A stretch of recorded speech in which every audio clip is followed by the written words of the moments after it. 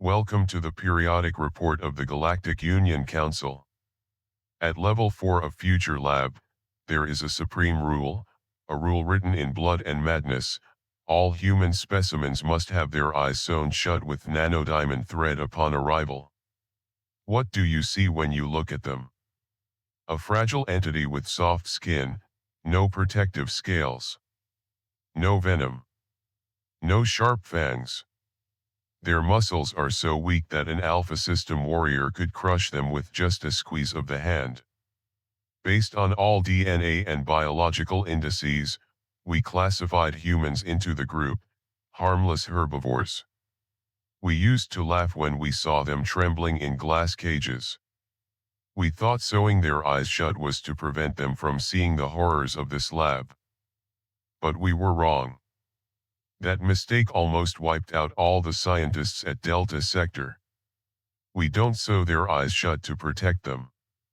We sew their eyes shut to protect our very existence. It was Light Cycle 402. A radiation storm from supernova remnants knocked out the central control system. The power grid decayed. The containment fields vanished in a sigh of machinery. And that was when the real disaster began.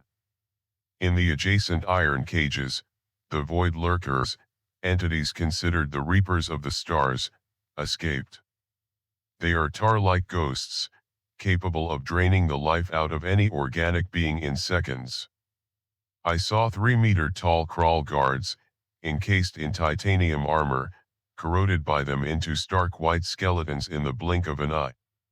Level 4's hallway turned into a living hell. The smell of burnt ozone and the scent of scientists' blood mingled together. Disgusting. Collapse. I hid trembling behind the backup control panel, looking through a gap in the tempered glass. A Void Lurker, with thousands of thorn-filled tentacles, was slithering toward Cell 09.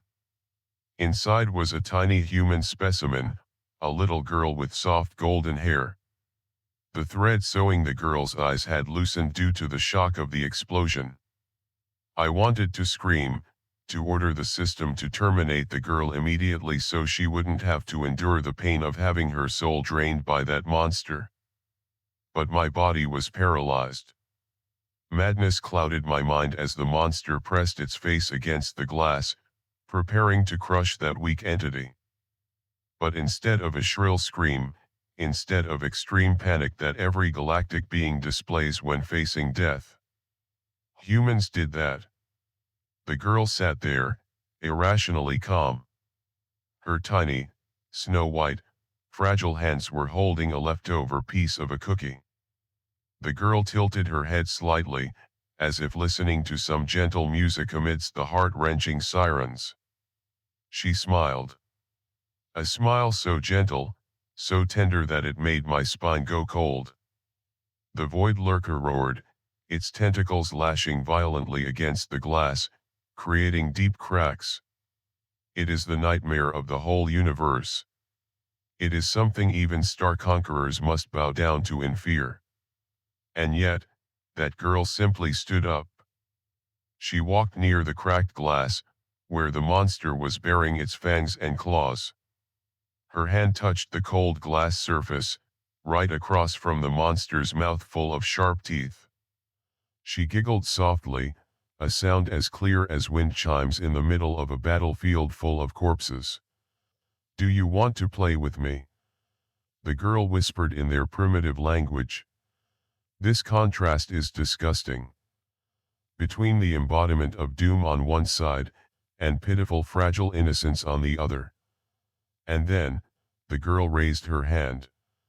With fingers as soft as petals, she took hold of the loosened Nano-Diamond thread on her eyelids.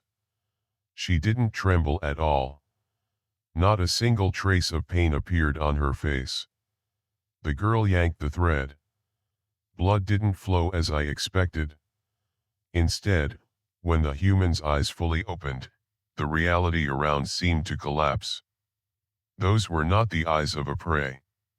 They were two deep black holes, containing the absolute dominance of a race that stood at the top of the food chain millions of years before the stars began to fade.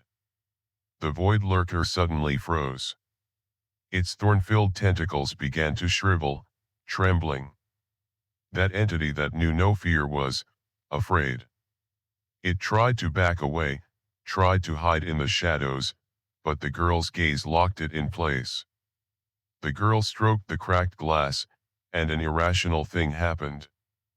The ferocious monster suddenly shrank, becoming soft like a blob of jelly. It whimpered and rubbed its head against the glass like a pet begging for forgiveness. "Be good," the girl said in a gentle, affectionate voice. "You look just like my lost cat back on Earth." I saw extreme horror in the monster's eyes as the girl began to control it with pure will. Void Lurker, an S-rank predator, was now just a toy, an entertainment object for a human child. Humans do not use venom or physical strength. Their weapon is vision. The way they look at all things can bend perception, turning the most terrifying nightmares into obedient pets. The tiny hand I thought would be crushed was now controlling a whole deadly entity. The girl's gentleness is the scariest thing I have ever witnessed in my centuries-long life. Lab log number 99. Emergency update. Subject: humans, Homo Sapiens. Old classification: harmless/herbivore. New classification: prohibited entity, galaxy apex level. Message to the Council: never believe in their fragile appearance. Never let them open their eyes. The structure of the human retina contains a kind of cognitive pressure that can crush the will of any being in this galaxy. Sewing their eyes shut is not our act of cruelty toward them. It is our final act of begging to maintain our own sanity. When a human looks at you, they don't see an enemy. They see something to tame. And that is the real horror.